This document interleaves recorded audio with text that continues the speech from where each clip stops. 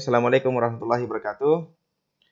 Alhamdulillah, pada hari ini tepat pada tanggal 10 Juni 2020, kita masih diberikan kesehatan, kekuatan dari Allah Subhanahu wa taala untuk kemudian kita sharing bersama dalam forum virtual ini pada forum literature in English language teaching. Ucapan terima kasih banyak yang tak terhingga dari pimpinan Universitas Muhammadiyah Sindrapan, terkhusus di program studi pendidikan bahasa Inggris, kepada dua narasumber kita hari ini adalah yang pertama Ibu Besek Darmawati, yang kedua Ibu Dr. Nuraini dari Universitas Negeri Makassar. Untuk kesempatan pertama, saya akan persilahkan kepada Ibu Besek Darmawati untuk membawakan materi literature on English language teaching. Jadi presentasinya sudah ada sama saya sekarang. Sebelumnya saya bacakan kurikulum vitae beliau. Beliau nama lengkap Besek Darmawati SSMPD, doktor kandidat. Beliau berkantor di Jalan Sultan Hasanuddin di Balai Bahasa Jalan Sultan Alauddin ke kilometer 7 Makassar. S1 beliau dari jurusan sastra Universitas Hasanuddin Makassar. S2 jurusan pendidikan bahasa Inggris dari Universitas Negeri Makassar, dan sekarang on the way to reach doctoral degree from Makassar State University. Untuk scientific writing yang luar biasa, karena beliau juga saya lihat tim dari pengembangan bahasa di Sulsel, dan ada jurnal juga yang sudah masuk dalam konteks nasional, luar biasa untuk citasinya. Untuk book chapter juga banyak sekali. Kemarin saya sempat juga bicara dengan program studi pendidikan bahasa Indonesia. Saya bilang siapa tahu mau kerjasama untuk melakukan tes apa itu kayak seperti TOEFL-nya bahasa Inggris. Kalau bahasa Inggris kan TOEFL, kalau bahasa Indonesia saya tidak tahu apa namanya, Kak Bese. Kalau KTI, Uji Kemahiran Berbahasa Indonesia. Betul. UKBI. UKBI. Kemahiran Berbahasa Indonesia. Betul. Jadi saya lihat ini ujian kemahiran ini, setiap saya lihat orang mau masuk BIPA di Australia selalu minta ini tes. Ya. Jadi selalu minta tes. Jadi saya bilang kemarin dari Prodi Bahasa Indonesia silakan kerjasama dengan Prodi dengan Balai Bahasa Sulsel, nanti difasilitasi bagaimana tesnya kepada seluruh mahasiswa lah. Jadi seperti TOEFL seluruh mahasiswa, dan ini uji kompetensinya juga bahasa Indonesia ya untuk seluruh mahasiswa juga. Jadi sangat berguna nanti ke depannya. Untuk book chapter luar biasa, sudah ada saya lihat di sini Pak Pasangogi. Ini kalau ada orang yang cari, ini banyak sekali yang kaji ini Pak Pasangogi, termasuk saya dengar kemarin Pak Quran Puasa yang kaji ini juga. Quran Puasa kemarin kaji kamus bahasa Bugis. Kemarin saya sempat beli bukunya. Ada juga ini book chapter Sulsana Ugi Masalagai. Luar biasa. Ada juga banyak sekali bukunya ini. Kakanda. Ada juga buku tentang pemetaan sastra di daerah Sulbar dengan Prof. Rafitang. Ada juga morfologi bahasa Panasuan. Ini penelitian bahasa in language death, untuk penelitian bahasa yang hampir punah. Yeah. Ada juga semantik bahasa Panasuan. Itu Panasuan bahasa di mana itu, Kak? Bahasa Panasuan di Sulawesi Barat. Yang hampir punah. Penuturnya tinggal 11 kakak. Di ujung di gunung. Di daerah mana? Di sana itu? Kita harus naik perahu sungai. Ujungnya Sulawesi Barat. Ya. Di sana menempuhnya tidak ada kendaraan. Jadi kami berjalan kaki naik di gunung. Ya. setelah melewati sungai.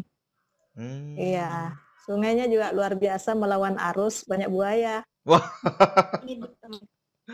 Oke, ada juga saya lihat ini tentang Ilagaligo. Wah, Paling luar tidak biasa. dari Iya, betul. paling tidak dari Balai Bahasa kalau tidak bertahan, paling tidak ada dokumentasi sebelum betul-betul habis tuturnya. Oh, iya. Jadi sudah banyak betul bahasa kayaknya sudah habis yang nganu. Iya. Oke, baik itu tadi sedikit singkat dan masih banyak hasil-hasil karya beliau yang intinya bahwa ketika ada yang mungkin ada yang nanti tertarik baik yang di dalam forum ini maupun nanti di luar, insyaallah bisa nanti menghubungi beliau terkait untuk pengembangan bahasa. Jadi mudah-mudahan ada dari pihak fakultas juga di sini bisa melakukan nanti ke depannya kerjasama untuk pengembangan bahasa terkhusus bagaimana ujian kemahiran bahasa Indonesia untuk mahasiswa, terkhusus untuk mahasiswa untuk kedepannya memudahkan ketika ada proses pendaftaran seperti misalkan BIPA kemarin saya lihat ada syaratnya itu, ada ya, ujian kompetensi juga, ujian kompetensi seperti TOEFL. Kalau TOEFL kan sudah biasa nih, tapi ini yang ini yang luar biasa yang ujian kompetensi bahasa Indonesia karena kita saja yang penuturnya ini belum bisa menjamin diri bisa lolos di situ. Padahal kita penutur ini. Baik, untuk mempersingkat waktu saya persilakan kepada Ibu Bese Darmawati, Balai Bahasa Sulawesi Selatan, Badan Pengembangan dan Pembinaan Bahasa, Kementerian dan Kebudayaan Republik Indonesia. Silakan, waktu dan tempat kami persilakan. Terima kasih host Andi Asrifan. Terus terang saya sangat kaget ketika ditelepon langsung oleh Pak Andi Asrifan, langsung kayak mendadak begini. Ya, apalah daya, malam-malam saya harus menyelesaikan paparan untuk Andi Asrifan.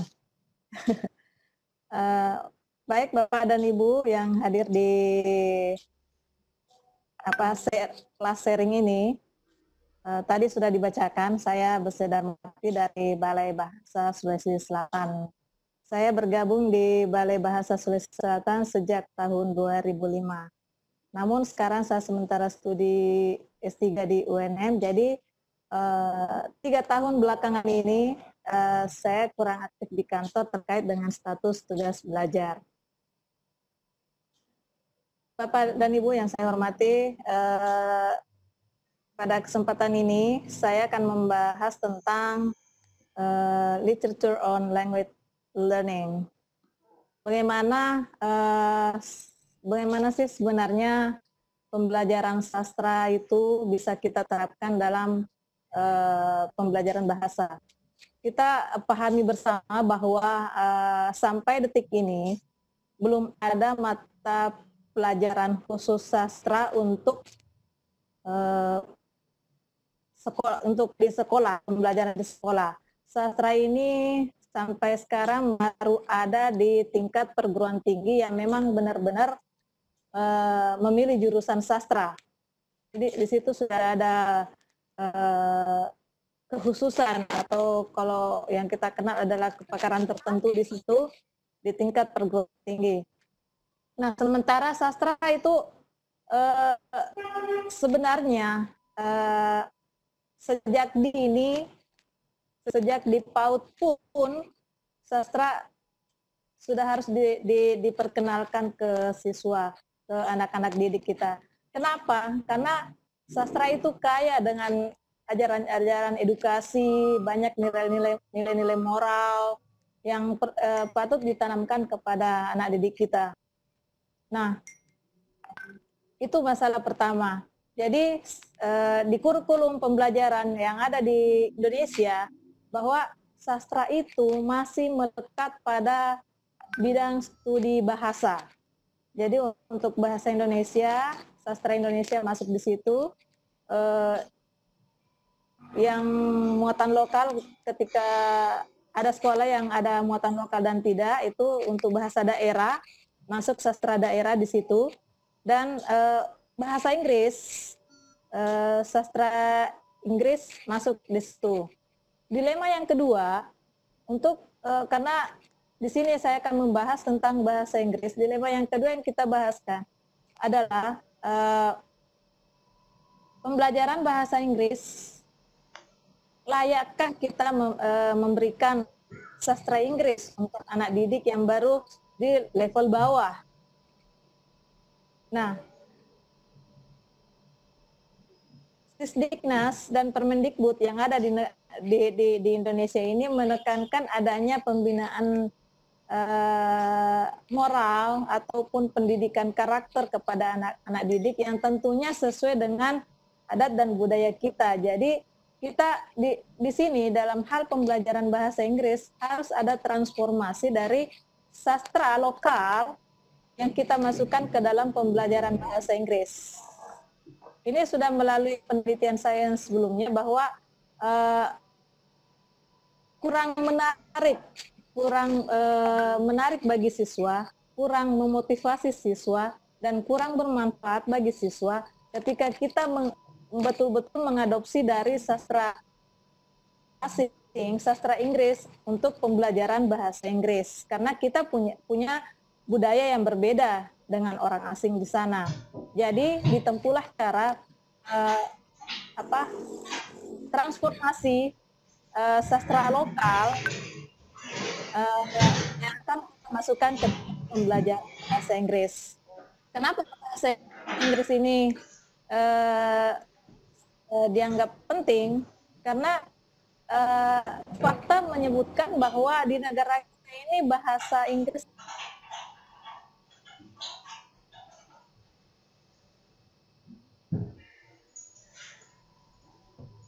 yang tidak bisa kita lepas dari itu.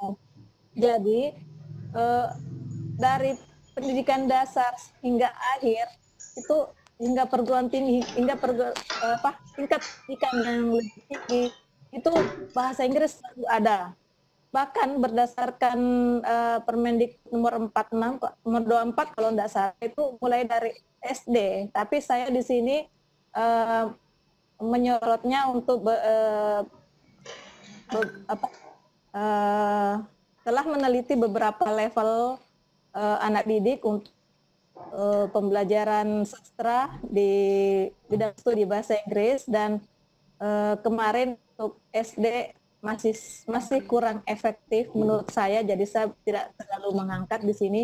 Saya naik ke jenjang berikutnya lagi, yaitu di bidang di level secondary school. Itu sesuai amanat Sisdiknas nomor 20 2003 itu ditekankan adanya pembelajaran moral dan pembangunan karakter untuk anak didik kita di sekolah. Kemudian Permendikbud nomor 58 tahun 2014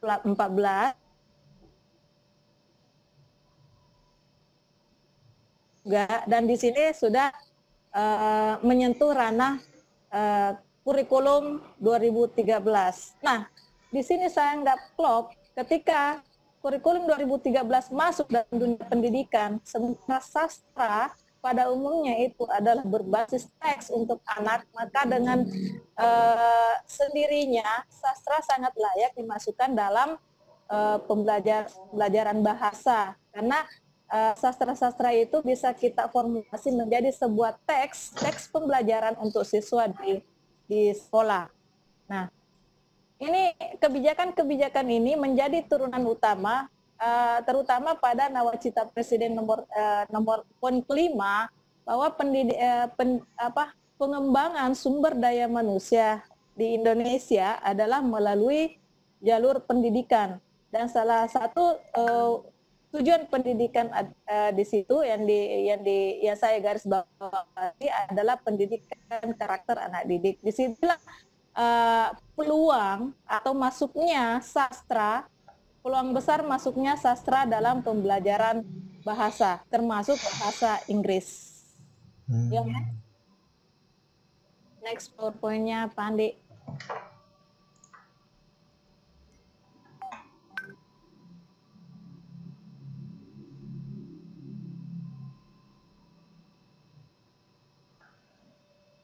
Ya, dari berbagai hasil penelitian di luar dari apa yang saya teliti sendiri, beberapa pakar menyatakan bahwa pembelajaran bahasa dan sastra itu berkembang sangat dinamis.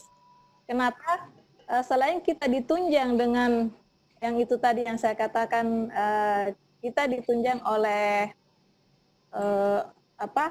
kebijakan-kebijakan pemerintah untuk mengembangkan sastra dalam pembelajaran. Kemudian memang formulasi sastra itu melahirkan berbagai aktivitas untuk kita masukkan sebagai materi pembelajaran di sekolah. Yang kedua, the study of language has been increasingly inseparable from the study. Karena dari tadinya yang kita pisahkan itu dari sastra dengan bahasa, jadi anak didik kita itu terkadang ketinggalan dengan informasi sastra karena dia fokusnya terhadap bahasa saja. Nah, adanya pendapat para scholar tentang the study of language has been increasingly inseparable from the study of literature. Akhirnya literatur ini bisa menjadi ajang promosi di sekolah-sekolah itu sebagai materi ajar melalui pembelajaran bahasa. Jadi sekarang sudah sulit dibedakan antara ketika kita memberikan pelajaran bahasa, terus teksnya dari sastra yang kita berikan, yang kita suguhkan kepada siswa itu, kedua-duanya itu mempunyai saling melengkapi, artinya sulit dibedakan karena sastra menggunakan media bahasa yang kita kembangkan ini bisa membuka mindset anak didik kita melalui teks-teks sastra itu. Nah, perkembangan selanjutnya adalah literature serve a significant role in teaching and learning English, particularly for EFL students. Ini seperti yang tadi yang saya sampaikan bahwa sastra itu tidak hanya kita kembangkan dengan sastra Inggrisnya semata, tetapi sudah kita adaptasi dengan sastra lokal yang kita formulasi untuk sebagai bahan pembelajaran di sekolah, sehingga ini sastra untuk seperti di Indonesia yang masih menggunakan English sebagai foreign language itu sudah populer sekarang, bukan lagi hal baru. Nah, yang kedua, literature is an integrated part of language learning. Nah, karena sudah dari poin yang warna kuning itu, karena dari pernyataan the study of language has been increasingly inseparable, so literature is an integral part of language learning. Kita sudah kurikulum pembelajaran sudah tidak memisahkan lagi pembelajaran bahasa dan sastra itu, meskipun nomenklatur umum masih hanya bahasa, misalnya bahasa Indonesia, bahasa daerah atau bahasa Inggris, tidak menyatakan bahwa bahasa dan sastra Indonesia misalnya bahasa dan sastra Inggris, tetapi dalam pembelajaran bahasa tersebut sudah tercakup di dalamnya sastra. Jadi ketika kita berbicara soal bahasa, sastra sudah include di dalamnya. Nah, alhasil, the use of literature for language teaching purposes becomes an important issue in language teaching. Jadi sudah banyak guru-guru di kelas itu menggunakan sastra sebagai materi ajar, tidak terhitung lagi untuk tingkat perguruan tinggi yang sudah pasti memang di jurusannya sudah pasti menggunakan bahasa Inggris. Ini ada berapa pendapat yang saya ambil mulai dari tahun 2011 hingga yang terbaru di 2019. Next.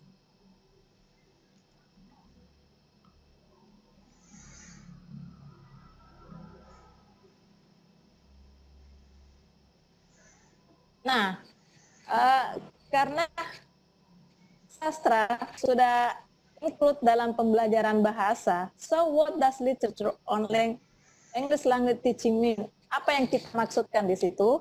bahwa teaching language involves teaching and learning literature. Sudah pasti belajar bahasa, mengajar bahasa sudah melibatkan pengajaran atau proses belajar mengajar sastra di dalamnya. Teaching language through literature components. Jadi ini nanti dalam implementasi pembelajaran bahasa akan saya jelaskan bagaimana itu teaching language involves teaching and literature, kemudian bagaimana itu teaching language through literature components, and then bagaimana itu teaching language with literature based instruction. Sekarang termasuk di disertasi saya, sementara saya kembangkan mengenai literature based instruction. Jadi kami mengupayakan pembelajaran bahasa apapun itu namanya, kita selalu mengembangkan sastra di sana. Jadi sekali lagi istilahnya sekali menyelam minum air ya, memberikan mengajarkan bahasa sekaligus sastra. Jadi di situ sudah dua ilmu yang kita dapatkan kalau kita kembali ke base bahwa sudah dua ilmu sekaligus yang kita dapatkan. Dapat ilmu bahasanya, dapat juga ilmu sastranya. Karena dilema yang saya dapatkan juga selama ini ketika saya menginterview beberapa guru dan siswa, mereka aktif dalam pembelajaran bahasa, pokoknya bahasanya tinggi, tapi ketika kita kembali ke sastra, mereka kayak ketinggalan dengan sastranya. Nah, dengan metode literature based instruction, dua skill yang kita dapatkan sekaligus, yaitu language and literature.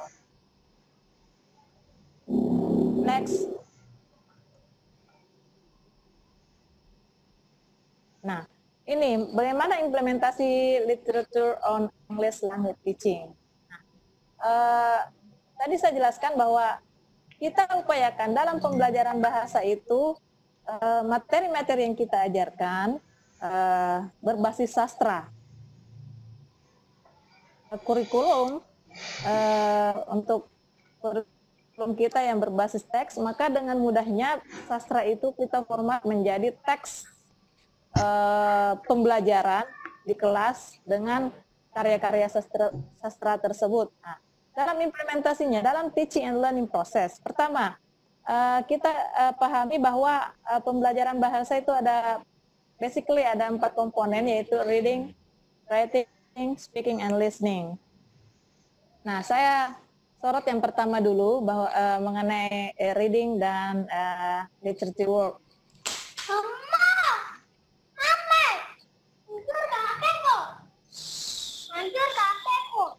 Mohon maaf.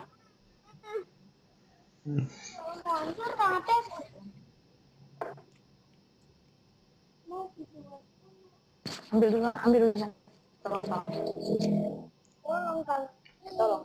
Tolong Kak di kamar dia dulu. Yang diganggu. Yang tarik kau yang hancur Kak. Enggak.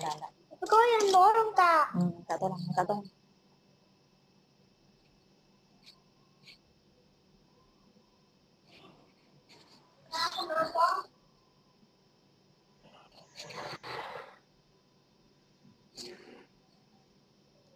Di sana dulu. Engka, kasih nonton dulu ada Engka. Kasih cepat adek. Aduh.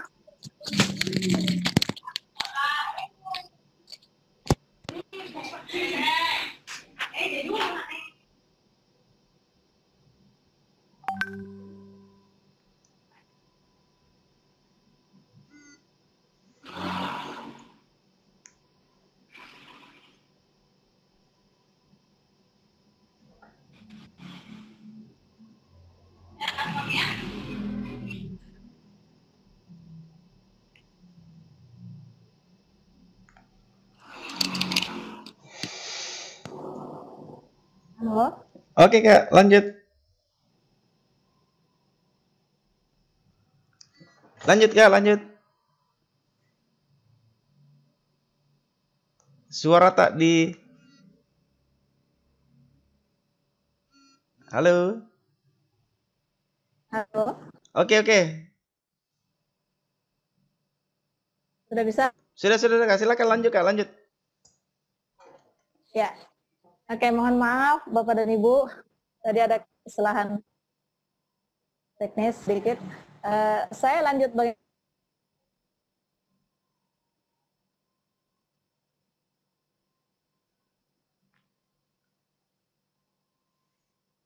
proses teaching and learning. Kita pahami basic dari pembelajaran bahasa kan ada 4, yaitu reading, writing, speaking, and listening. Baik, saya kan membahas satu persatu. Yang pertama mengenai reading and literature. Literature kan itu adalah karya sastra. Jadi reading and literature work.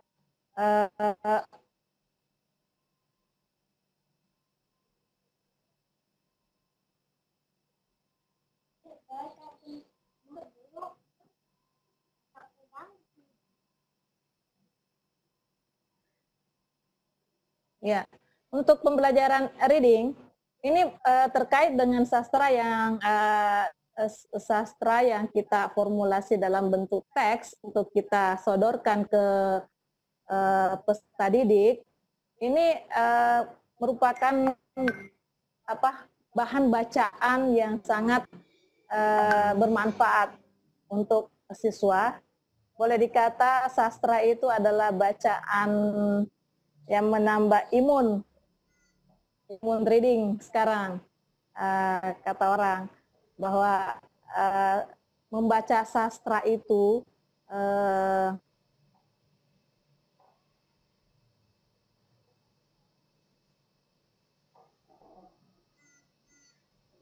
literasi itu adalah karya sastra. Jadi semakin memasyarakatkan, semakin memperkenalkan kepada anak didik tentang sastra itu sebagai bacaan yang sangat populer untuk siswa. Dan sekarang ini bisa kita lihat di media atau dimanapun sumbernya bahwa untuk pembacaan karya sastra itu jauh lebih diminati oleh anak-anak milenial dibanding dengan membaca buku pelajaran yang sesungguhnya. Ya,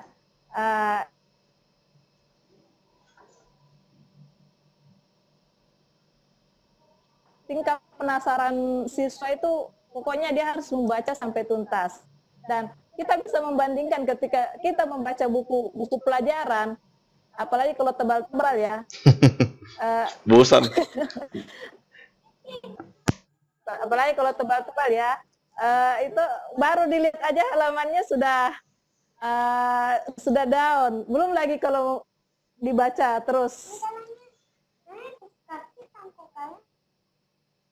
Belum lagi kalau kita baca, belum lagi kalau lembar per lembarnya itu kurang menarik dari sisi layout, menjenuhkan sekali kan. Nah, ini peluang sastra di sini menjadi bahan bacaan. Ada berbagai hal yang bisa kita peroleh di situ.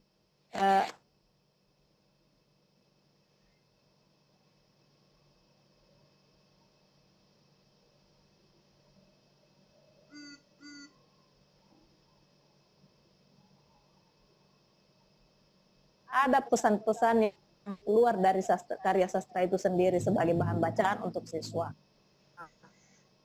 Ini mengarah hal yang terbaru lagi sesuai dengan arahan Mas Menteri, kita itu harusnya merdeka belajar ya. Yeah. Nah, sastra ini sangat tepat sekali untuk kita terapkan di sekolah dalam rangka anak didik kita untuk merdeka belajar.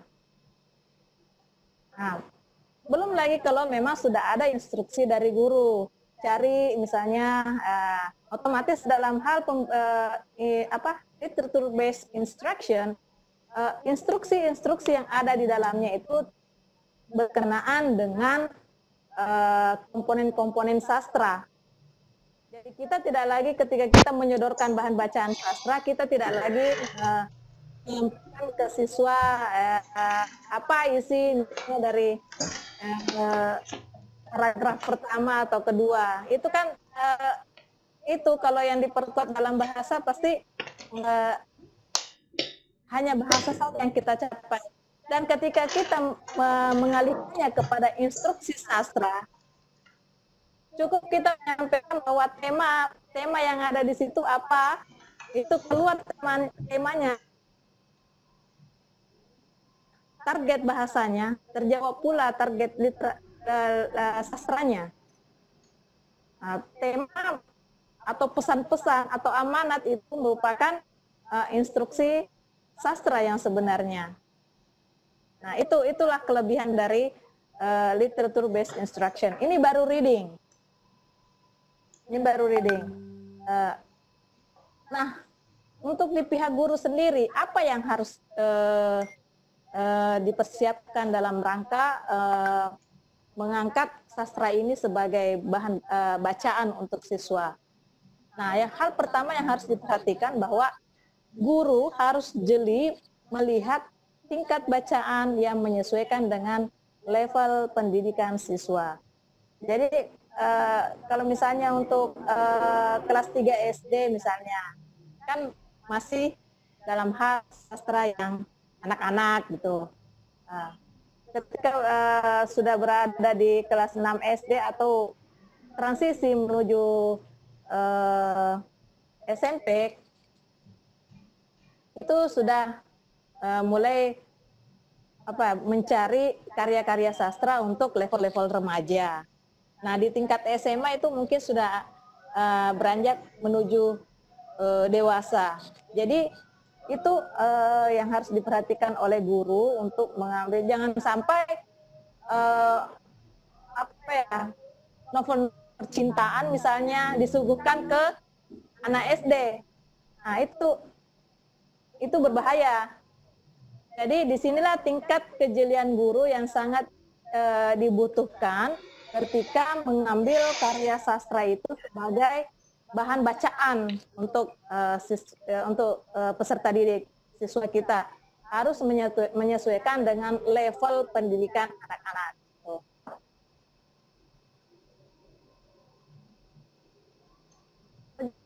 Dan masih terkait dengan reading, aktivitas yang bisa kita peroleh, misalnya puisi, dia itu kan kalau puisi bukan bacaan panjang yang harus menentukan, yang membutuhkan beberapa banyak waktu untuk baca sampai tuntas agar mendapatkan pesan-pesan moral yang ada di dalamnya. Misalnya puisi. Reading itu tidak selamanya berbentuk membaca sampai ini, tetapi dengan berpuisi pun itu sebenarnya bagian dari membaca. Ketika anak-anak itu mendeklarasikan puisi-puisinya, itu membaca, itu kegiatan membaca. Ini perkembangan baru dari penelitian yang saya dapatkan juga. Ini bukan saya yang kerja, tapi saya dapatkan. Saya baca-baca bahwa dia sudah membaca puisi itu sudah masuk dalam kelompok reading yang tadinya mungkin dari speaking karena dia mendeklar, misalnya berpuisi di depan kelas. Sebagian scholar menganggap bahwa itu bagian dari speaking, sebagian juga itu bagian daripada reading. Kenapa? Ketika dia berhadapan dengan teks, dia kategorikan sebagai reading. Nah, dan ketika dia mengeluarkan voice, dia kategorikan dengan speaking. Jadi keterkaitan antara keempat komponen bahasa ini memang sulit kita pisahkan satu persatu. Namun saya tetap membedahnya satu persatu. Host, kalau waktunya mau habis di kode ya. Lagi 10 menit, Kak. Ya, jangan sampai saya keenakan berbicara sastra. Sastra itu tidak ada habis-habisnya kita bahas. Betul. Lagi 10 menit, lagi 10 menit, Kak. Iya, kasihan Bu Nuraini menunggu waktunya. Ya. Nah, jadi terkait dengan pembacaan puisi, jadi saya langsung kaitkan dengan speaking. Nah, tadi saya sampaikan bahwa ketika siswa berhadapan dengan teks, dia membaca. Dan ketika dia mengeluarkan voice, dia speaking.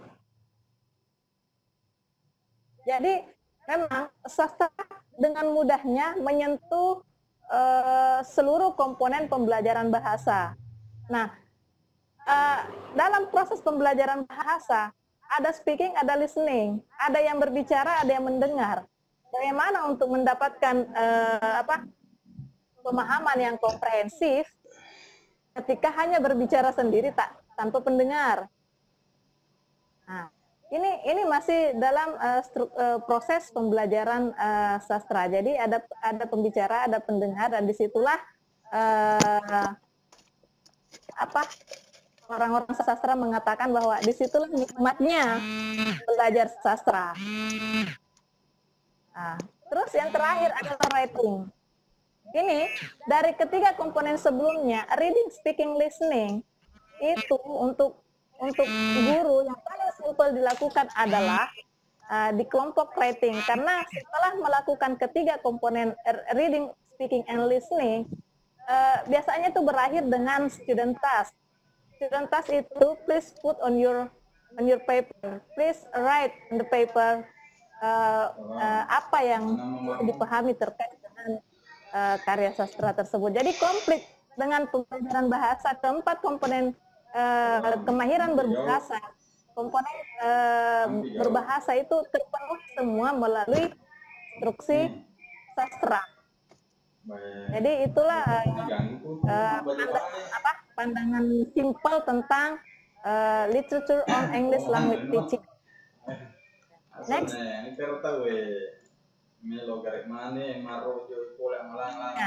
Sebagai penutup dari saya bisa mengatakan bahwa literature on English language teaching works dynamically and working with literature works in the Evo classroom focus on integrating language for more comprehensive, enjoyable, and learning activities. Ini sulit kita pisahkan karena dia bahasa dan sastra kita bisa sudah menjadi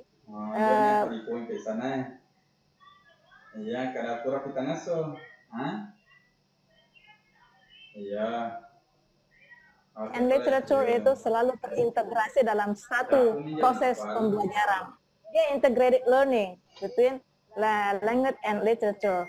And then sastra bisa diformulasi jadi sepintar-pintarnya guru, seaktif-aktifnya guru, bagaimana membuat siswa ini enjoy dalam kelas, karena baik itu melalui reading, speaking, listening, and writing-nya. Yang kedua adalah as an integrated study of language and literature, it is potentially to be more practiced and very necessary to be developed. Nah, tadi seperti dari awal dari introduction bahwa memang ini sangat potensial untuk dikembangkan, didukung oleh kebijakan pemerintah yang sangat mendukung sastra untuk kita kembangkan dalam pembelajaran bahasa. Yang ketiga, literature and English language teaching helps students to improve language and literature skills. Ya, sudah juga saya jelaskan bahwa itu sudah tadi saya sampaikan bahwa belajar sastra dalam bidang bahasa itu sambil minum air, dapat skill language-nya, dapat skill literature-nya. Makanya orang ini bahasa saya sendiri, saya menyebutnya sebagai 2-in-1 formula. Ini bukan sikat gigi formula ya, dia 2-in-1 formula. Beli satu dapat satu. Ya, beli satu dapat satu. Jadi sambil nyelam minum air. Jadi kita menjual jangan diskon 50%. Upayakan beli satu dapat satu. Iya. Kalau diskon 50% tadinya kita mau memberikan materi bahasa pun tidak cukup. Jadi satu. 1+1. 2-in-1 formula. Dan yang terakhir adalah most activities generally help students to enhance their self-confidence in all types of teaching language, either reading, speaking, listening, or writing. Jadi ketika mereka terbiasa dengan sastra, mereka itu bisa menambah confidence siswa, menambah motivasi siswa. Karena di televisi pun disampaikan kemarin oleh ada di webinar lain yang saya ikuti dari kepala badan saya bahwa siswa itu banyak berkembang, sumber imitasi itu dari karya sastra. Nah, yang jadi fokus perhatian ini hanya bagaimana memfilter sastra-sastra itu yang layak kita masukkan ke dalam pembelajaran. Nah, next, Pandi.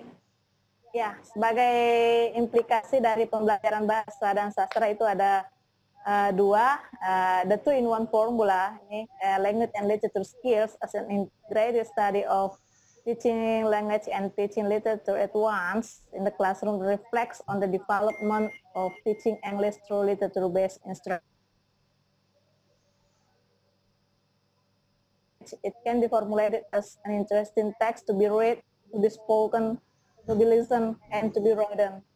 Therefore, it is recommended to put it into syllable and curriculum of teaching language. Itu yang sebenarnya implikasi dari literature based instruction ini, bagaimana kita ini adalah sebuah rekomendasi kepada pemerintah untuk kita masukkan sastra itu dalam silabus pembelajaran, dalam kurikulum pembelajaran bahasa. Kemudian implikasi yang kedua, literary works are generally delivered to the students at joyful atmosphere from reading the text while others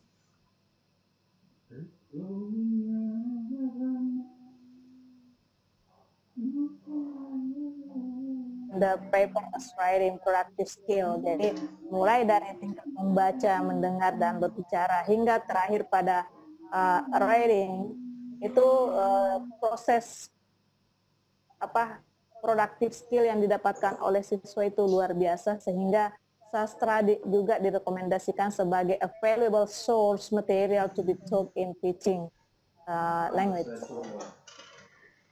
Ya, next. Oke, saya kira itu saja paparan saya. Silakan saya kembalikan ke Pak Andi. Oke, terima kasih banyak atas materinya, luar biasa. Nah, memang langsung pakarnya, karena langsung pakarnya, karena orang yang langsung terlibat sebagai praktisi. Jadi emang kalau nanti Pak Andi ditanya jawab boleh tentang mengenai institusi saya, mengenai Balai Bahasa, bisa di luar dari materi ini. Siap, ya. Insya Allah. Baik, sambil menunggu presentasi dari Ibu Dr. Nur Aini MPD Universitas Negeri Makassar. Nah, sementara saya download ini, berat sekali. Terlebih dahulu saya bacakan short biografi beliau. Beliau S1, S2, S3 dari Universitas Negeri Makassar untuk jurusan pendidikan bahasa Inggris. Kemarin mendapatkan juga beasiswa dari kementerian pada konteks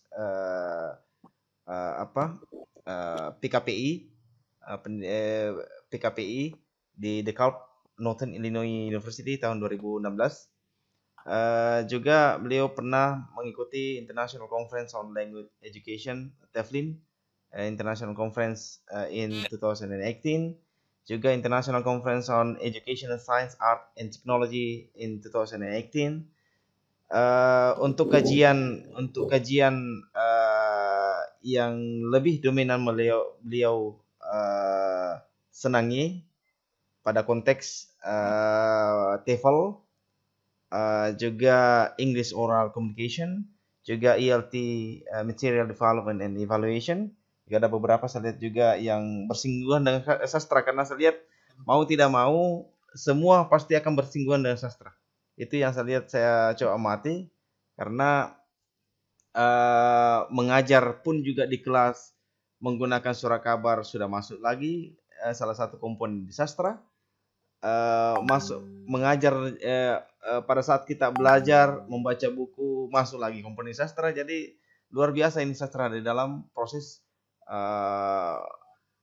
pengembangan, pada proses pengembangan terkhusus bahasa ataukah bahasa asing. Sementara proses menunggu proses download materinya. Jadi materinya insyaallah saya akan share kepada peserta. Jadi semua peserta pada hari ini saya akan kirimkan materinya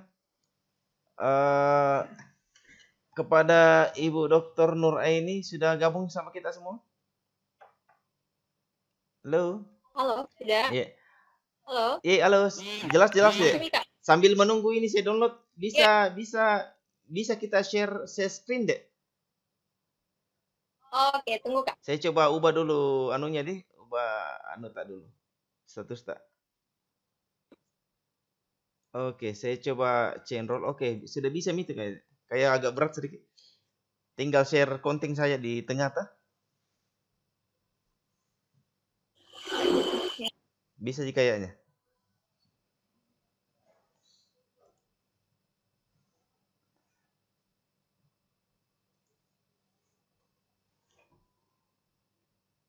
Bisa jadi share konten deh.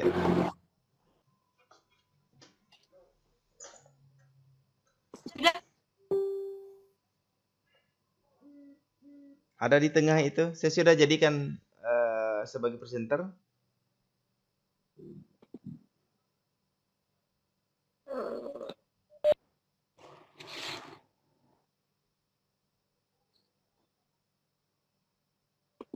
Oke. Sudah Kak. Oke, sudah. Jelas. Tinggal di F5 saja itu. Sudah muncul. Sudah. Nah. Tinggal di F5 saja.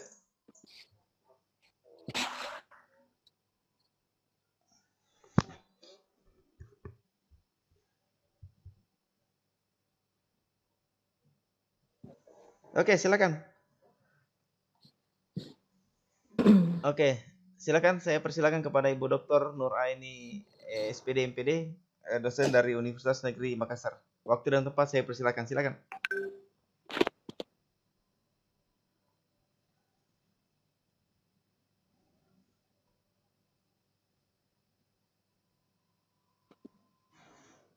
Silakan.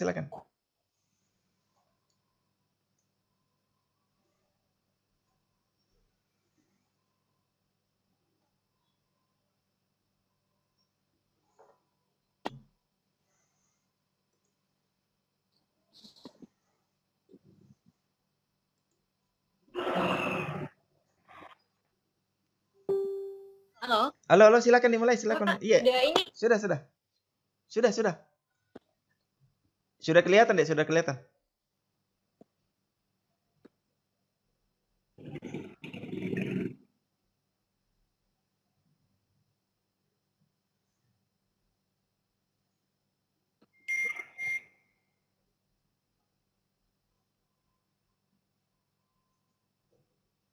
Memang lain settingannya jadi karena Apple deh.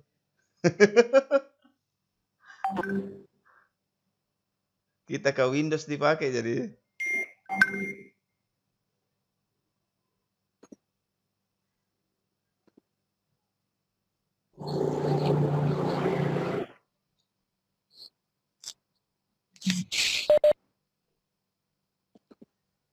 Oke, silakan sudah muncul deh.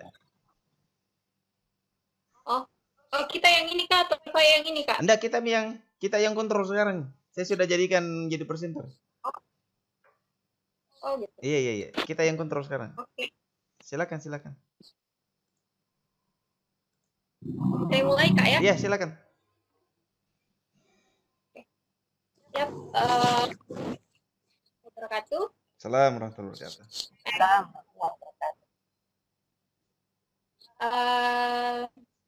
Terima kasih atas kesempatan yang diberikan kepada saya. Thank you so much to UMS, Universitas Muhammadiyah Rapang, and also Pandya Stripan, Dr. Andya Stripan, who has invited me to sharing June 10 to 20 and 20. Jadi pada kesempatan ini saya combine ya English dan Indonesia, tapi mungkin 70-30%. So this is the title actually, Why Literature in EFL Classroom.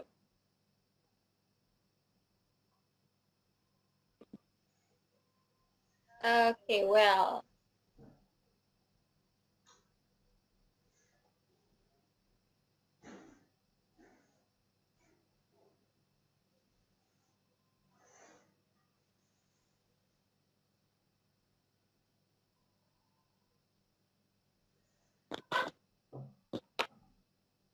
can I continue, Kak? Ya, silakan, silakan. Okay.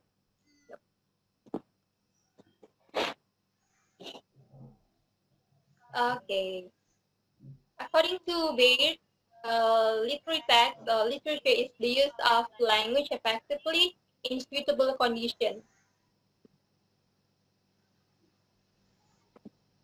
So, literary text can be used in language teaching because the language used in this text is suitable for the context of the event. All right. Literature is culture. That is, it is not to say that literature deals with culture, but it should be said that literature is the culture of the people using that language. Besides, it can be claimed that the use of literature in language in the classroom can encourage more thoughtful and purposeful language learning.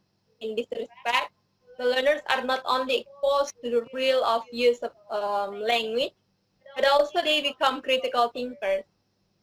Jadi sastra di sini adalah budaya, namun lebih tepatnya uh, sastra itu adalah budaya dari orang-orang yang menggunakan bahasa Inggris tersebut. Many people say that if you want to learn English, for example, if you want to learn English easily, well, you can go to US maybe or England to learn the language, their culture directly, and also talk to the society. But there is the simple way and the easiest one actually. You don't need to pay a ticket to go to USA and talk to the native speaker, but then literature is one way, the easiest one and the cheapest one if you want to learn the language itself and also the culture. So from the literature, for example, short story, plays, poetry, songs, you can learn their culture and also the language. Jadi banyak yang berpendapat bahwa ketika kamu ingin belajar bahasa asing, misalnya bahasa Inggris, kamu boleh ke Australia ya, yang lebih dekat dan lebih murah, atau langsung ke Amerika mungkin. Tapi ada satu yang lebih murah dan lebih gampang, yaitu belajar sastranya. Belajar sastra artinya kalian mempelajari budayanya secara tidak langsung. Pada saat kalian mungkin melihat drama, membaca novelnya, mendengarkan musiknya, itu artinya kalian sudah belajar budaya dari bahasa asing, misalnya bahasa Inggris. Well, literary text provides opportunities for multisensorial classroom experience and can appeal to learners with different learning styles. Text can be supplemented by audio, text, music, CDs, film, clips, podcasts, and etc. And also, it can richness of the sensory input that students receive. So for the next one, make sure that the technology serves the lesson and the students. So when you learn English by using literature, make sure that the technology that you use serves the lesson and the student. Jadi pada saat mengajarkan sastra, pada saat mengenalkan sastra, kita harus mampu memilih teknologi yang sesuai dengan siswa kita. Does the technology you use help the students to understand the text better, or does it help them to understand the technology better? ESL, teaching with technology that the students understand and use.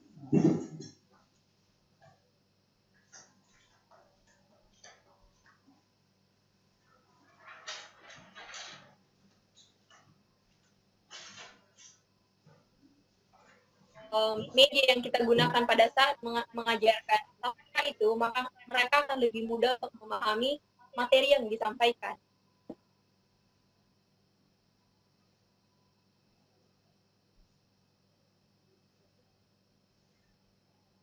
Okay. Next, literature. According to Colley and Slater, 1990, ada 4 hal why do we use literature in teaching English or ELC classroom. The first one is literature as a valuable, authentic material. The second one, literature gives cultural enrichment. The third, gives language enrichment, and the fourth is gives personal involvement. So, valuable authentic material. It is already known that authentic material refers to any items which are produced not for teaching purposes. Referring to the definition, literature can be categorized as an authentic material, since most literary works are created not for the purpose of teaching English. So, when ESL learners enjoy reading literature to interact with a text, they will develop their reading proficiency. Jadi, valuable authentic material itu artinya ketika kita mengajarkan bahasa Inggris dengan menggunakan sastra, karena pada dasarnya sastra itu diciptakan dan dibuat bukan untuk pengajaran bahasa Inggris, namun dia akan bersifat authentic material karena, for example, drama atau lagu sebenarnya bukan ditujukan untuk pengajaran bahasa Inggris, namun kita sebagai pendidik bisa menggunakan songs untuk mengajarkan bahasa Inggris yang merupakan authentic material. Jadi, when they try to comprehend the meaning of the text, learners must make inferences, drawing words and content of the reading in their own experience. The second one, cultural enrichment. So, teaching literature enables students to understand and appreciate culture and ideologies different from their own in time and space, and come to the perceived tradition of thought, feeling, and such culture ideals, according to Carter and Long, 1991. Seperti yang saya sampaikan tadi, bahwa ketika kita belajar sastra, artinya kita akan mempelajari budaya dari bahasa asing itu. That's we call cultural enrichment. So, through reading a novel, misalnya membaca novel, mendengarkan lagu, maka siswa atau peserta didik kita akan memperoleh informasi tentang budaya dari bahasa asing tersebut melalui novel, melalui lagu yang digunakan tadi. The third one is language enrichment. Compared to the language sample in the textbook, the language is the richer and more varied. Many features of the written language, such as the formation and the function of the sentence, the variety of possible structures, and the different ways of connecting ideas are presented at many levels of difficulty. Learners are encouraged to familiarize themselves with different language uses, form, or convention, such as drama, poetry. We can find also magazines, as a part of teaching media in ELT, English language teaching. So the language employed in literature is the language of its audience. Jadi sastra itu ditulis, disampaikan untuk memenuhi language proficiency dari pembaca itu. Jadi ketika kita mendengarkan musik, lagu, it will help us to find the information. For example, we listen English song and we don't know the meaning. Of course, we are going to find out what does it mean. The first one is personal involvement. Kenapa kita direkomendasikan menggunakan sastra in ELT? Because there is a personal involvement. Students may relate the ideas, events, and things found in literary text to their own life. It will help to stimulate the imagination of our students, to develop their critical abilities, and to increase their emotional awareness. Jadi pada saat kita, karena yang akan saya gunakan sebentar di sini sebagai contoh kayak sastra yang digunakan pada pengajaran bahasa Inggris itu adalah lagu. So when we listen to the song or when we watch the drama or the plays, kita akan membawa diri perasaan untuk mengetahui apa makna dari lagu atau pesan yang ingin disampaikan oleh lagu itu. That's we call personal involvement. Next, how to use literature for teaching English. So there are several things that we have to focus on. The first one is making decision about needs analysis. The second one is formulating learning objectives, selecting teaching techniques. The teaching techniques that people or we can use is analyzing technique, memorizing and producing technique, completing technique, constructing technique, and also transforming technique.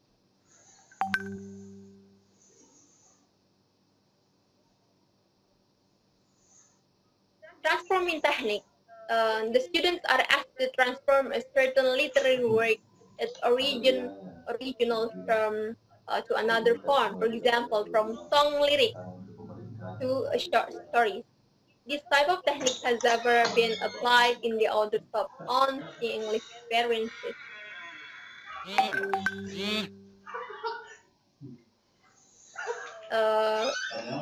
Next, Murphy believes that music has the power to engrave itself into our brains, stating that songs work on our short and long-term memory and are therefore educate tools for using in language classroom. So, pada kesempatan ini saya berbagi tentang menggunakan lagu pada pengajaran bahasa Inggris. So, according to Murphy, menurut Murphy in 1992, musik itu memiliki kekuatan yang sangat besar dalam mengukir atau tidak ada tendensi lagi mengukir informasi yang disampaikan oleh lagu di dalam otak kita. Jadi musik itu, dari musik atau lagu yang disampaikan, kita mampu menyerap dan menyimpannya dalam short dan long term memory kita sehingga ingatannya itu kuat. Sama itu yang kemarin yang kita adakan di sini. Music is the universal language of mankind. Henry Wadsworth Longfellow stated that. Have you ever heard of anyone who doesn't like music? Some people may not like art, dancing, reading, or movies. Almost everyone likes one kind of music or another.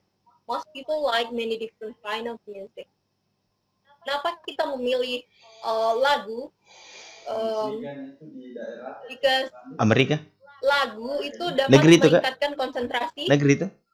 Iya, Universitas meningkatkan Negeri memori, dia State University of um, Michigan. motivate learning, Masuk memotivasi masuk nggak belajar. salah 20 besar Jadi mungkin dulu ya. kebanyakan mungkin Kenapa ya? siswa atau mahasiswa kita tidak menyukai membaca buku ya, Terserah buku yang setebal yang disampaikan oleh Ibu ya. tadi. But from songs, it can motivate learning.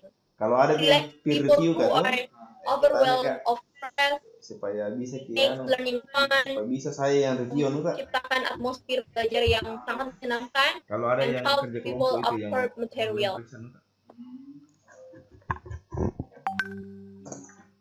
How to use songs in the English language classroom? So, according to Simpson 2015, we need to plan for the use of songs in the class carefully. The first one is carefully examine what is you want your class to learn in the lesson. So, harus berhati-hati membuat atau setting the learning objective yang seperti apa yang akan dicapai.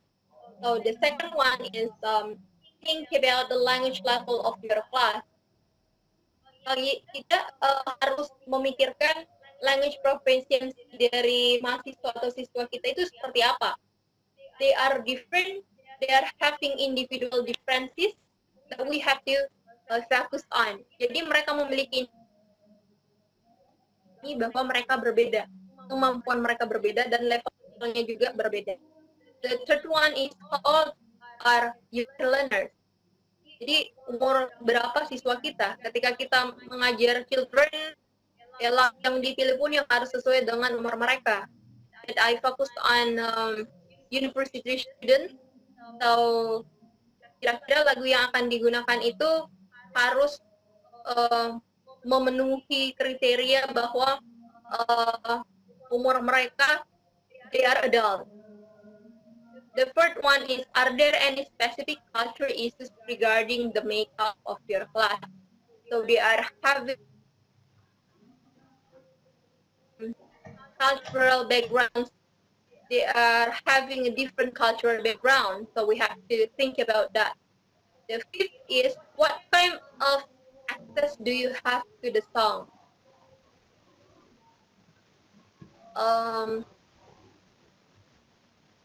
Next is, this is the step for making a song the focus of your class. The first one is listen to the song. Jadi ini sudah termasuk contoh ya dari pemilihan lagu yang digunakan pada saat mengajarkan ELT. The first, by just listening, it's important to remember that this is supposed to be a fun activity. Jadi ini harus disampaikan bahwa this is a fun activity. Don't make it too serious or boring, because this is the first step. The second one is ask some question about the title. The third one, listen to the song again, this time with the lyrics. The fourth one is focus on a particular verb tense or aspect of grammar. So later, I'm going to show you the example of the song that we can use in teaching. Idioms and also expression. And sixth round, things off with some creativity. Kak, minta tolong kalau waktunya sudah menghampiri ya. Lagi 5 menit ya. I still have 5. Iya. Okay. Thank you. Okay, this is the example. Is it clear? The PowerPoint? Ya.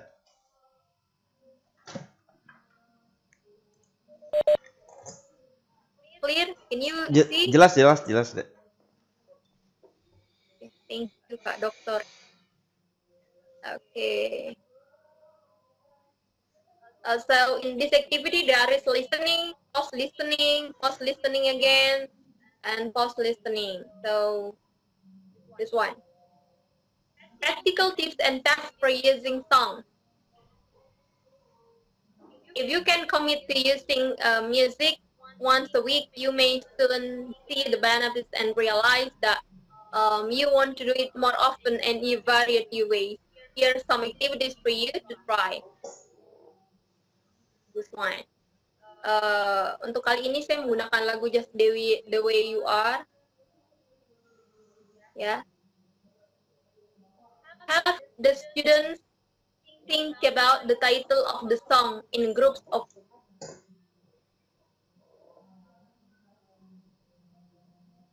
and have them think about the title of the song in groups of song and have the student make guess about it.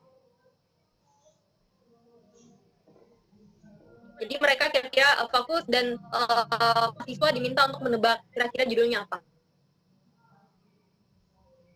Next.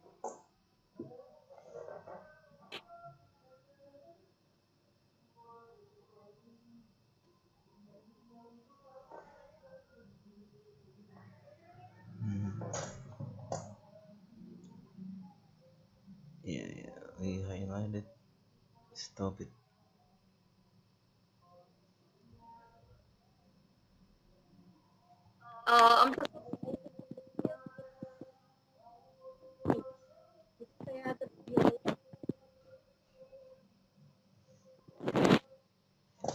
Highlight. The second one is highlighted. Jadi berikutnya itu get the students to circle or underline the specific words or word categories. Jadi ini contohnya ya, meminta mahasiswa untuk highlight and also underline the specific word. This is topic. Students must shout out anytime they hear one of the words. You could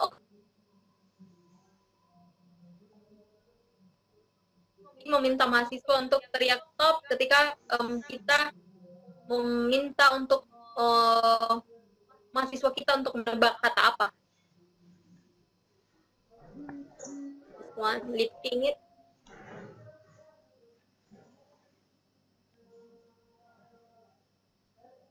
Question it. Okay. And this is the most important thing, that the last station, when we use the last part, is we have to enjoy it.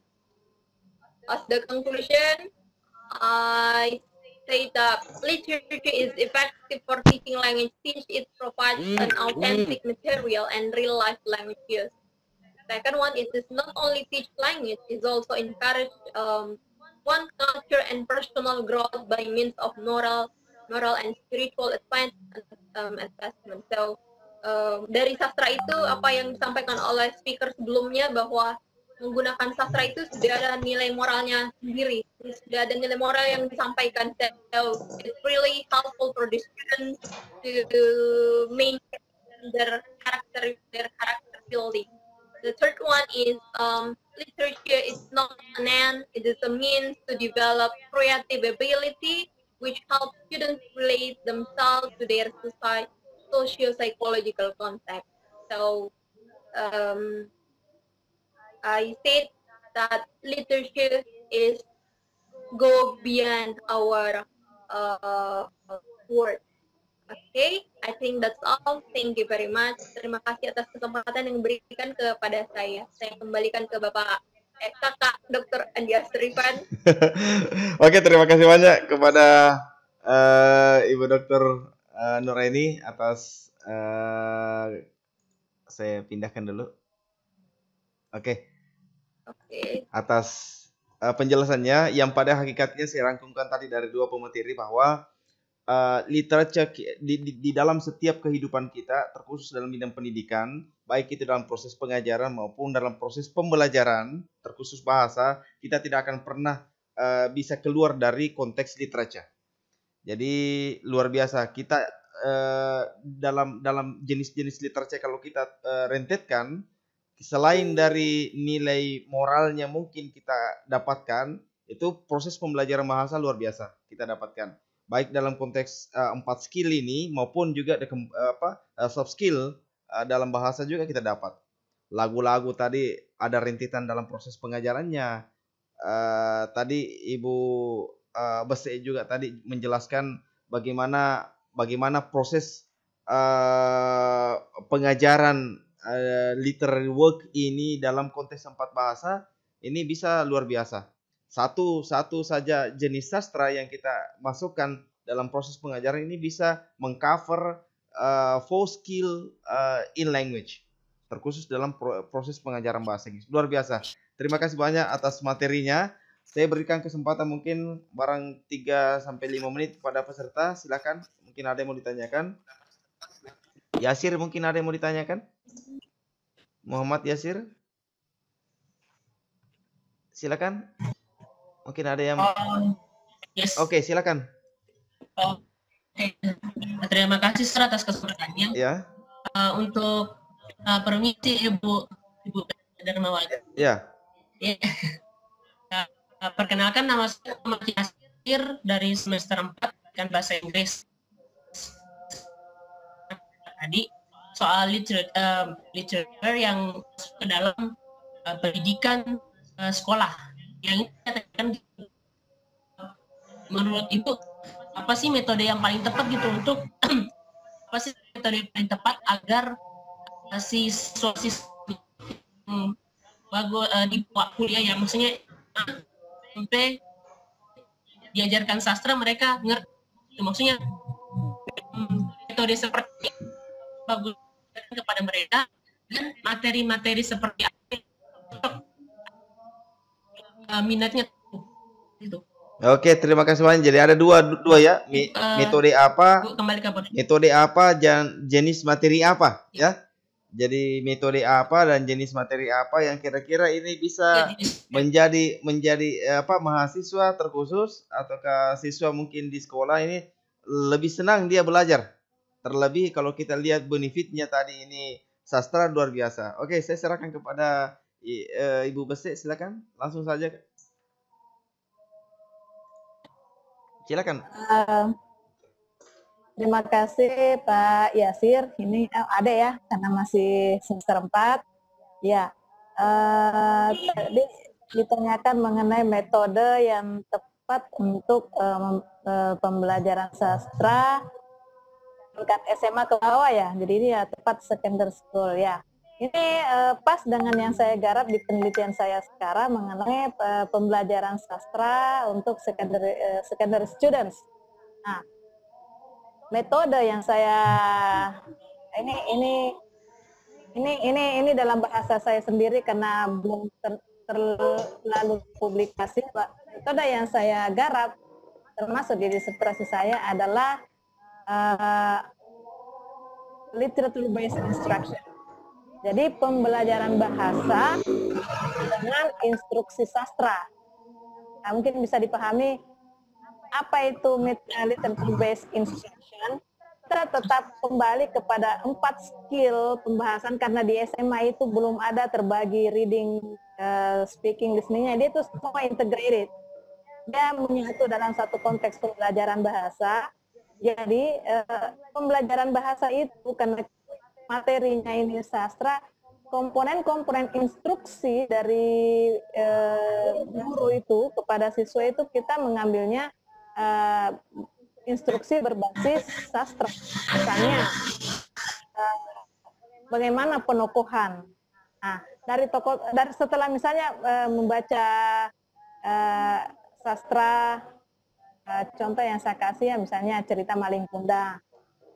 Nah, cerita Malin Kundang itu sekarang sedang diformulasi dalam bentuk singkat. Itu kan sebenarnya ceritanya panjang dalam bentuk singkat, semacam sinopsis lah begitu. Karena untuk anak SMA ke bawah itu jangan dikasih yang terlalu panjang. Ya, tadi saya sudah sampaikan bahwa anak-anak sekarang itu dia mau yang simpel-simpel saja. Ketika diberikan novel yang tebal, baru melihat saja sudah jenuh. Itu belum dibaca. Jadi misalnya cerita Malin Kundang itu kita kasih dalam bentuk sinopsis saja sebagai bahan bacaan. Nah, instruksi-instruksi yang kita berikan ke siswa itu jangan lagi instruksi kebahasaan, memberikan narasi atau deskripsi atau apa. Berilah instruksi dari unsur kesastraan. Melalui instruksi kesastraan itu otomatis dua komponen bahasa dan sastra kita dapat. Ketika kita memberikan instruksi ke siswa untuk mencari amanat-amanat yang ada atau pesan-pesan moral yang ada di dalam karya sastra tersebut, mereka kan tetap mendeskripsikan, membuat narasi tentang pesan-pesan yang mereka temukan. Nah, jadi kita mengedepankan instruksi sastranya dan tercapai keduanya, komponen sastra, komponen bahasa tercapai. Itu metode yang saya terapkan sekarang, yaitu literature based instruction. Bisa secara ini kalau mau melihat secara tertulis, bisa melihat tulisan-tulisan saya yang sudah publish, buka saja di Google Scholar, di nama saya itu ada karya-karya saya yang muncul, bisa disitasi dari situ. Apalagi persiapan skripsi ya, butuh banyak referensi nantinya untuk selesai. Kemudian materi ya, yang seperti yang saya sampaikan tadi, kita punya kriteria materi pembelajaran sastra sesuai dengan level pendidikan. Untuk SD misalnya, mungkin hanya sebatas gambar-gambar saja, lebih besar gambarnya dibanding tulisannya, sedikit. Kalau untuk SMP ini sudah combine, ya, di tingkat SMA itu sudah bisa kita berikan dalam bentuk sinopsis. Jadi cerita agak panjang, tapi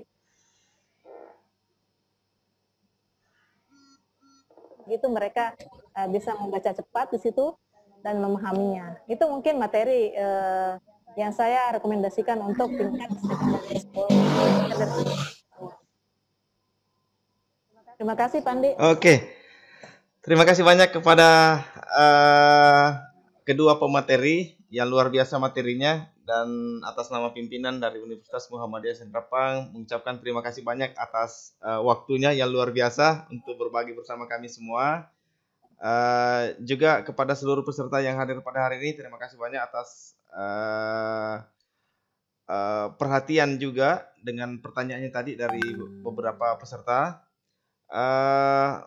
Karena waktu yang membatasi kita semua, sehingga marilah kita tutup acara ini dengan membaca basmalah. Alhamdulillahirrahmanirrahim. Nasrul minallah wa fathul karim wa masrul mu'minin.